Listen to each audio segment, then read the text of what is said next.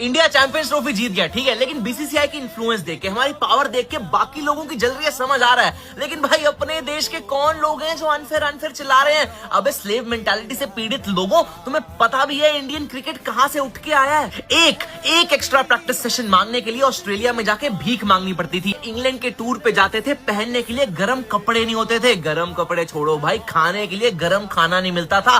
गर्म खाना छोड़ो, we got left over sandwiches. West Indies के दौरे पे जाते थे, उन खतरनाक फास्ट बॉलर्स को फेस करने के लिए बीसीसीआई एक फिजियो, एक ट्रेनर अफोर्ड नहीं कर पाया भाई। सचिन ने अपनी जेब से पैसे खर्च करे हैं, कपड़े हमने खुद धोए हैं, बस बीच में रुक जाती थी, चल के जाना पड़ता था स्टेडियम। आईसीसी मीटिंग्स में बोलने तक की हिम्मत नहीं होती थी। और तुम्हें आज जो हो रहा है वो अनफेयर लग रहा है? ये ओवरनाइट सक्सेस नहीं है भाई, तुम्हारे बस की है, तुम कर लो। I am not ashamed of this. Slave mentality से प्लीज बाहर आ जाओ यार, और हाँ, फॉलो कर लेना।